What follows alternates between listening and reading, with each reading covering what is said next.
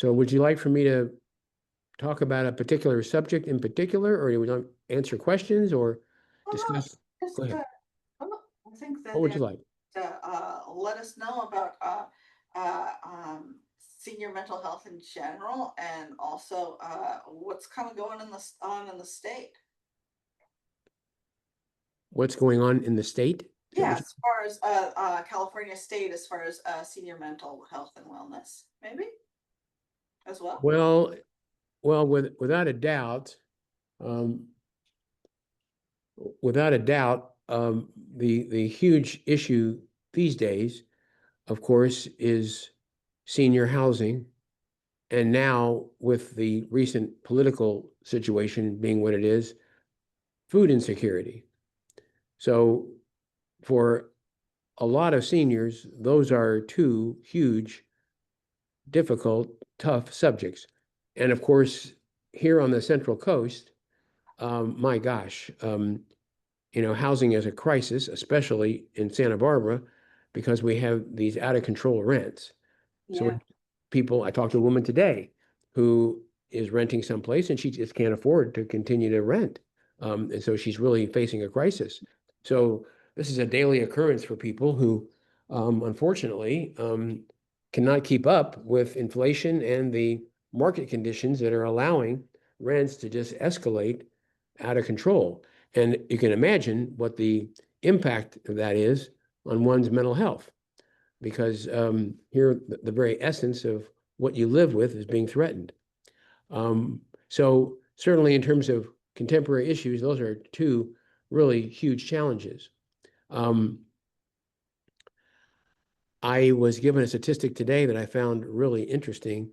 Because of people living longer, it is now estimated that within 5 or 6 years, 20% of the population will be over 80.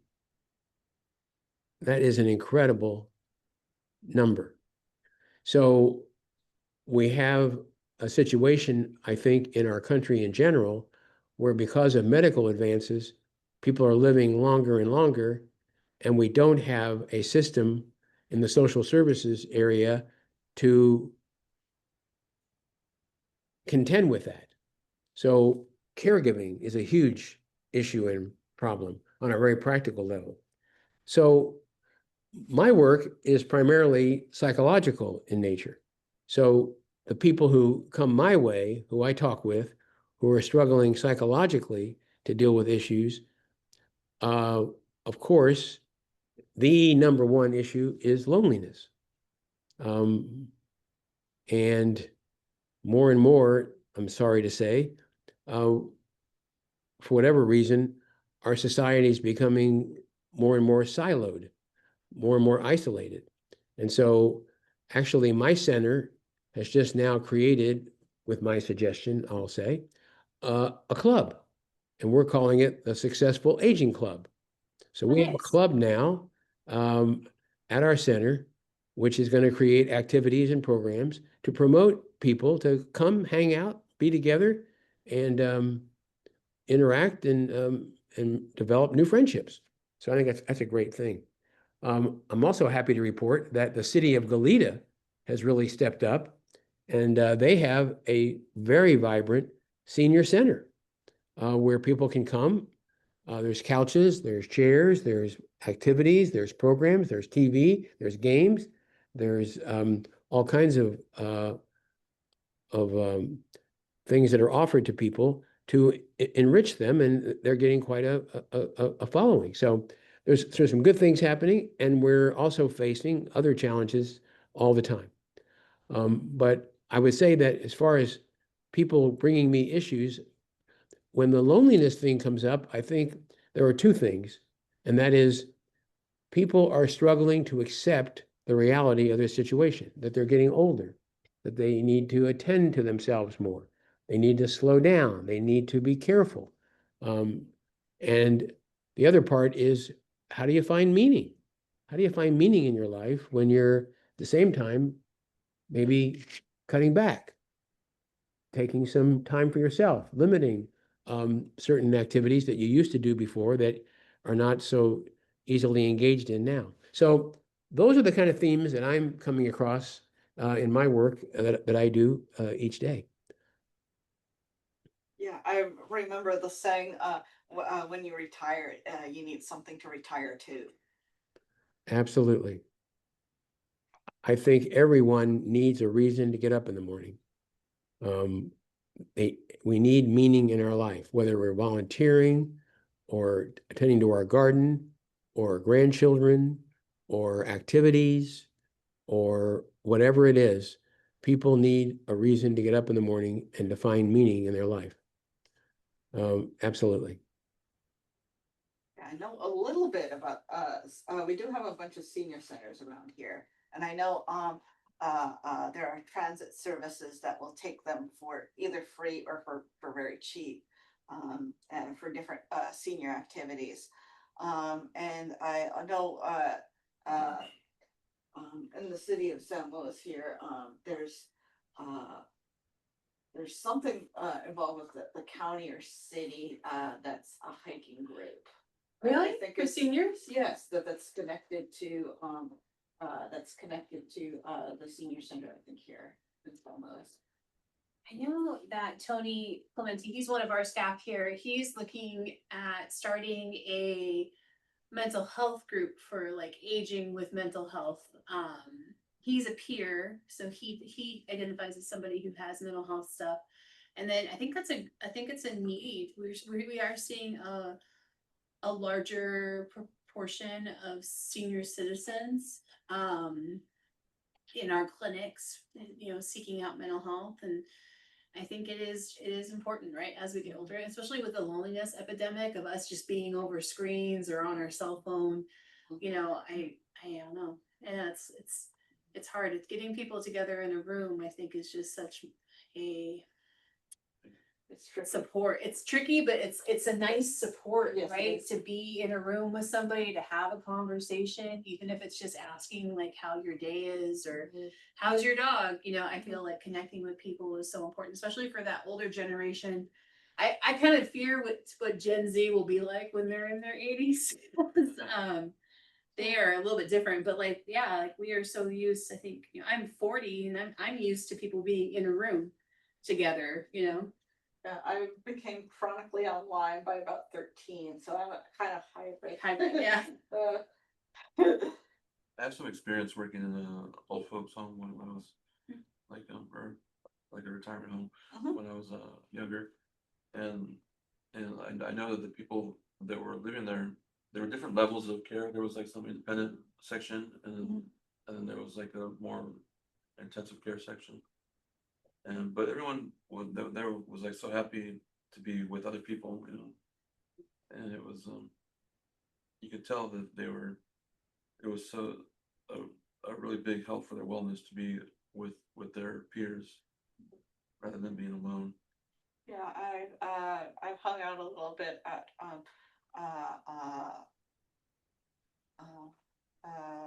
senior housing center, the one in Morro Bay. Oh, yeah. When you go from just at the edge right there. So I've been there a few times, and I've considered just going, figuring out dates and times to just go there and hang out. Oh, nice. Yeah. So I haven't done that, but it's on my list. It's one of those things where I'm trying to manage my health and trying to figure that out. But it's something that I really like to do. Figure out some days during the month to come in and just so that they can have just another person to talk to about all their past stories and everything. Yeah. Yeah. It's also good for me to get out of the house. Yeah. Right? Because I deal with that loneliness epidemic as well. So, Loneliness knows no age. yes. That's exciting about Goleta's senior center, Gary. Is there anything that they're doing that's particularly different to garner so much attention and attendance? Well, what they've done is to really survey the people who they're serving. And they've discovered what the people's needs are, and they're providing a service that meets that need. Or on the other hand, Santa Barbara, the city of Santa Barbara ignored anybody's desire to give them input, created their own center, and it's a total flop. And Carpinteria committed themselves to having a coordinator for aging wellness. And they have a really innovative program going down there as well, with a whole variety of activities. So it all depends on what the organization is seeking to do and the extent to which they look to their constituents to give them input as to how they can meet those needs. Thanks. Stephanie, you have a question? Yes. I wanted to say that as an elderly person who's 65 at quote unquote retirement age, who's not retiring, I think it's really important for us to try to bridge the gap between the generations so that generations understand that you're not out of the game yet just because you turned 65. It's like not a magical number. And it would be grateful, I mean, be helpful if there was some kind of symposium that brought younger adults together with senior adults so that they can meet face to face people, because the people that I deal with, I'm just always laughing. They always grab my bag right away as if I can't carry it. They always say this, they say things like, well, you're old and this and stuff like that. And I guess if you don't really feel old because you've taken care of yourself or you've reached out to resources, it needs to be communicated that there shouldn't be this universal brush that's painted across people that are of a certain age and assumptions that are made, because I'm sure at Tima, we have plenty of people who are approaching 65 or 65 or older. And it would really be helpful if there was some way that we could, because I have young friends, really young friends, but they all do treat me like an old lady, but I think it'd be helpful if we had something where we could get together with the generations, like maybe you have something where you get a partner who's younger than you and you come to an event or something like that. That would be something that I would be willing to help organize, to to show people that we're still here, we're still in the game. As long as our health is well, then we still have a lot to offer. I think if I agree with you completely, but I think if you couch it as an intergenerational event, chances are younger people won't come. But if you, Why? because younger people have their own interests, their own activities, their own desires, and I don't think they hunger to be around older people. It's a mistake. Yeah. It's a mistake, but I think that's the attitude. On the other hand, if you created a comedy night, if you created an improv evening, if you created something that's universally enjoyed by cross generations with the intent of recruiting people of different ages, then I think the opportunity to have people come together and really enjoy each other and mix with each other could be very exciting. Yeah, that's a good way to go about it, I think. I think that's a good Yeah, way to go about it, yeah, as opposed to couching it as intergenerational. Because right, the young people might think that they're being partnered with somebody and they feel like they're taking on an extra responsibility. But if it was right. just an event that was promoted as people like, all ages welcome, that kind of thing. Yes. And if I may be specific about your case, I would think, because I'm 77, and Mm. people say to me, "Well, when are you retiring?" Well, I'm not going to retire. I don't have any interest in retiring. There's nothing I enjoy doing more than what I do, so why would I do something else? But when people do kind of cater to me like that way, I politely say, please, it's okay. I can take care of this. You don't need to do X, Y, or Z for me. I appreciate the offer. It's a nice gesture, but I'm fine. So you teach people that they can respond to you in a different way than what maybe their natural inclination is by just Right. giving them that feedback. Yeah, I tried that with someone the other day, and they were receptive, but the conversation quickly changed to another subject, so we never really delved into it deeply. But I am going to I am gonna take your advice and say, listen, I can do this. I can go on dates. I can volunteer. I can I can work technology because there's always, oh my God, I had a job working at Papyrus, the gift shop, and the young ladies that I worked with, they would come up to me and they would say, you have to hit enter on the computer. And I'm like, I think I know to hit enter, you know. I think I know that much. So it's just like this assumption that, you know, that you don't know technology, which the iPhone came out when I was like, you know, 45, 50. So I quickly got used to using it. So it's not like, I mean, everybody that I know, even my mother before she passed away, she had a lot of phones. That was an addiction of hers, but she was really good at sending emails and stuff with her phone.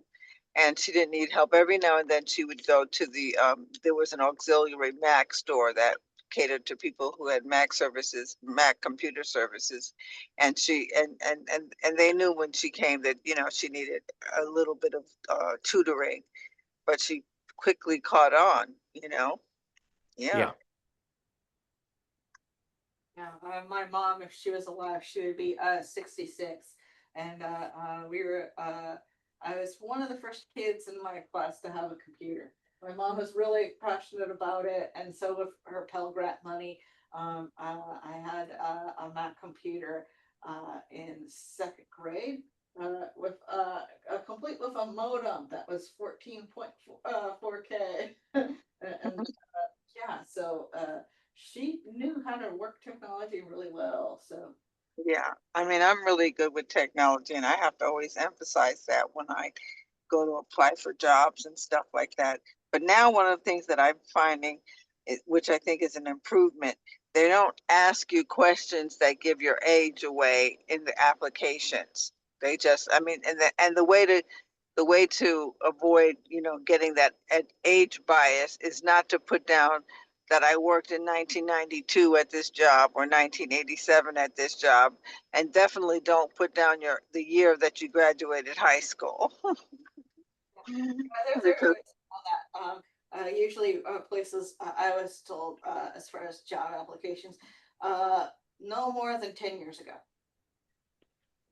You're right, no, back on more your than 10 years ago. And right, put down if it asks on there what university you graduated, and don't put the year. Yeah. yeah, don't put the year. You can say, yeah, you just give your degree and so forth. Yeah. But Gary, have you have people come in to talk about elder discrimination like that? Have you any experience with stuff like that? I'm sure there is. I have to say it is not a topic that comes up frequently in the circles that I work in, because for the most part, people who I'm working with have been retired for quite some time now. They're not in the marketplace, so they haven't felt the discrimination. It may be a timing thing, but I'm sure it's out there. What is more of an issue that we have to deal with when it comes to discrimination are the scams. Yes. A lot of seniors are coming to us having been scammed or have been threatened to be scammed, and what to do about it. And fortunately, we have a very active district attorney who is ready to take cases and follow up with them and protect people. And when you say scams, are you talking about like, I mean, we get so many like text messages, like you haven't paid your, like the IRS is demanding your social security number, please send it right now, or otherwise you'll face penalties. Like, well, IRS is never gonna ask for my social security number over a text message. Are you Right. talking that type of scam? Are you talking rental scams? I'm not talking so much about rental scams because, as I said, people aren't aren't renting places so much. But there was a woman who we worked with. A man called her, created kind of a romantic situation with her, and then wanted money, and she was going to loan him that money, and She went to her bank and he walked her through step by step how to withdraw the money. And our banks have been informed and trained to deal with this. And this one slipped through the cracks and she lost $3,000. Oh, no. He was on the phone with her as she was at the teller. And she asked the teller for $3,000. And tellers know when there's someone who is elderly that you always check on what is this money for, who's it going to, and why do you need it now? And they didn't do any of those things. They fell down on the job. The teller handed her the money. She gave it somehow to somebody, and the woman lost $3,000. And she didn't have. She was very low income. I dealt with, I had So a lot of it's romantic stuff. yeah, definitely, catfishing is a big one. I got a weird phone message less than a year ago, Publishers Clearinghouse, which wasn't, it's somebody called saying, we're Publishers Clearinghouse and, you need to do X, Y steps, to do this. So I got his name and some of the different numbers and I'm like, and he said, you need to go to a certain grocery store and here's a number and call this. And I'm like, all right. And it was pretty funny because I made it clear. I was like, I don't believe you. And he's still going through this. I was like, all right, I don't believe you though. But then once I got done with it, I sent the message to Publishers Clearinghouse. So I've received weird stuff like that. I received plenty of emails saying I need to that are scams saying that it's Social Security for and to see my SSI stuff. Yeah, I've received all sorts of weird stuff like that. That's unfortunate. I really, the scams upset me because they target like, I don't know. It's just like they target people who need that money. You know what I mean? And they lose it. $3,000 is life changing Yeah, it is. for Absolutely. a lot of people, and Yeah. that's unfortunate. So Renee, I have another appointment. Is there anything else I can offer you all that would be useful today? No. Anything you I think, Gary, I'm really maybe you can email Renee a contact to the Goleta Senior Center because I'm interested in what type of surveying they did to really pinpoint the needs of their community. So I would love to be in contact with somebody there. Okay, have Renee email me and I'm happy to give her the contact. Yeah, Awesome. I love that, as well as Carpinteria. You said Carpinteria was doing something pretty interesting too. So Yeah. I'd love to find out more details Well, about if you go to that. if you go to the Carpinteria City website, it's called Aging Well. Aging well. Okay. Yeah. And then I think Gary, like, just if you had any like quick tips on just how best to support our aging population as a younger generation, like if you had any comments or anything like that. If not, that's fine too. Well, what I will say to you is I can't believe people contact me and I call them back in 3, 4, 5 hours. And I can't tell you how often I hear them say, I've called 4 other agencies and no one's called me back. So if there's anything that you can do to support seniors, I would simply say, be reliable, follow up, let people know I'm here for you. And we've developed a tremendous reputation because I believe that customer service is the most important thing a nonprofit can provide. Yeah. And so I make a point of calling people back and they can't believe it. I'm calling back in 2, 3, 4 hours when they haven't heard from people in days. So I don't understand how these people operate. I don't get it. But if there's anything that you all can do, be responsive to the seniors' needs. That's the bottom line that I see. I'll add really quick. One thing, Gary, that you've really impressed me is that promptness. Yeah. When I'll message you, it's like you get to me right away as quickly as you can. And when you have it's been a few days, you apologize for that. And creating meetings can be very difficult. And so I've always been really impressed at how prompt you are. Well, thank you. That's what I try to do. That's the whole thing. That builds a lot of trust with people. They know you're there for them and you care. All right, fantastic. Okay, So, good enough. Take care. Bye.